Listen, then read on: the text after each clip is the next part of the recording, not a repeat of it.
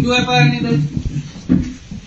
और एचएसएससी ने यह भी मान लिया कि जो 516 के करीब पुलिस कमांडो भर्ती हुई, मैं और शैलजा जी डिस्कस कर रहे थे, एक बड़ी कमाल की बात ये करते, पेपर में कोई बैठता तो उसकी फिंगरप्रिंट्स आ गए।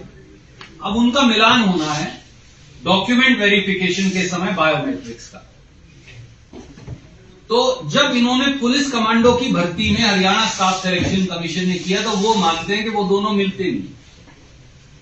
मतलब पेपर किसी ने दिया, पेपर मैंने दिया, फाइनल कैंडिडेट ये,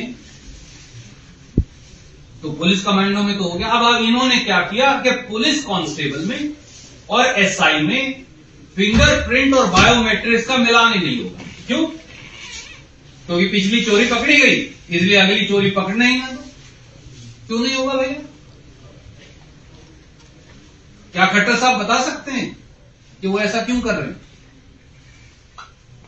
आप सब इंस्पेक्टर में, जहां तो संख्या भी कम है, और पुलिस कांस्टेबल में अब मिलान क्यों नहीं कर रहे? ये बड़ा अजीबोगरीब न्यूज़ है। और एक और कमाल किया, फिंगरप्रिंट्स और बायोमेट्रिक्स मिलान का ठेका भी प्राइवेट एजेंसी को दे दिया। तो वो कभी भी अपडेट कर सकती है उसे, जब चाहे पैसे लो अपडेट कर दो। हो क्या रहा है मैं आपको बता देता हूं। अब फिजिकल टेस्ट के लिए जब बुला रहे हैं तो एक बड़ी रुचिकर बात आपको बताता हूं। बच्चों को ये कह रहे हैं, मैं साबित नहीं कर सकता, मैं मानता हूं ये बात, पर उन्हें कह रहे हैं कि अगर तो तूने दौड़ नहीं लगानी तो 4 लाख रुपए दे दे। दौड़ लगानी है तो चाहे कितने घंटे में पार करना, 2.5 लाख रुपए दे। ये आप बच्चों से पूछ लीजिएगा, ये उन्होंने मुझे लिख के कई बच्चों ने बताया। तो फिर क्या सेंस है? और 11वां पार्ट जो आखिरी है, विजिलेंस विभाग की लीपापोती पूर्ण कार्रवाई से साफ है कि पूरा मामला ठंडे बस्ते में डालकर इस जांच की भ्रूण हत्या कर दी गई है। हरियाणा तो भ्रूण हत्या के लिए मशहूर है ना।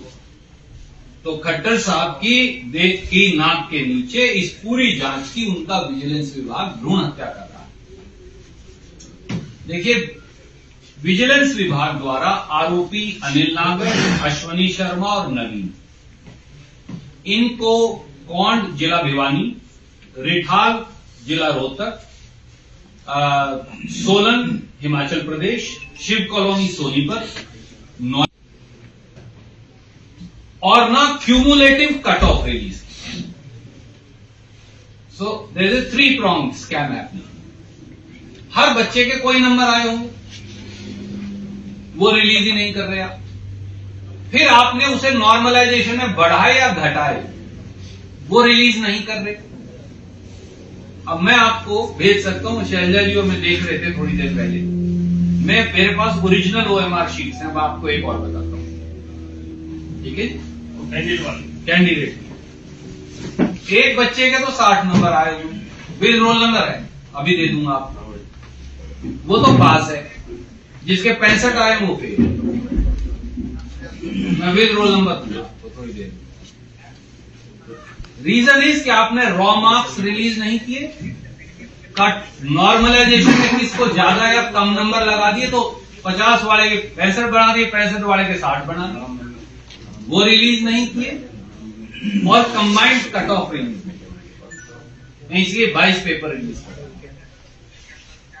और किसी एग्जाम में कहीं दुनिया में आपने सुना है 3 दिन में 3,70,000 बच्चों को 24 पेपर दे दो, उन्हें नॉर्मलाइज को हिंदुस्तान में कर ही नहीं सकते। So entire process is vitiated. और ऊपर से जैसा बहन जी ने कहा, अब इनको फिजिकल टेस्ट के लिए बुला लिया, पीएसटी जिसे कहते हैं। उसमें एक और नई बात कर ली, उसमें सिक्योरिटी के लिए लाइन लगवाने का काम तो करेगी पुलिस, और फिजिकल टेस्ट लेगी प्राइवेट एजेंसी।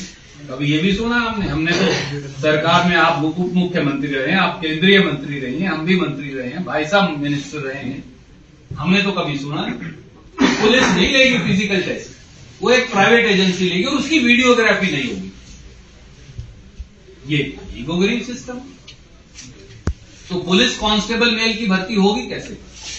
अगला पहलू 10वां, अब हरियाणा स्टाफ सिलेक्शन कमीशन ने ये मान लिया, हमने प्रेस कॉन्फ्रेंस की थी, मैंने वो सारे कागज रिलीज किए थे, अब ये मान लिया कि 41 सब इंस्पेक्टर मेल और 9 सब इंस्पेक्टर फीमेल फर्जी। मैं नहीं कह रहा, ये तो चेयरमैन ने माना है, ठीक बात है, गलत तो नहीं मैं कह रहा। किसी के खिलाफ एफआईआर नहीं कर सकती, क्यों?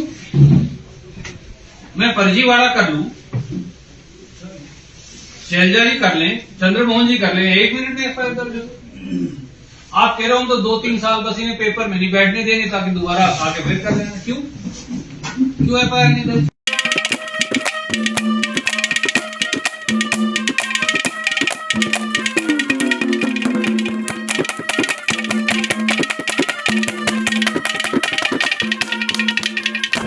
किसने कितना काम किया, किसने किया विकास, क्या है गांव के मौजूदा हालात। ग्रामीण किसे देंगे अपना वोट, नाम पर या काम पर?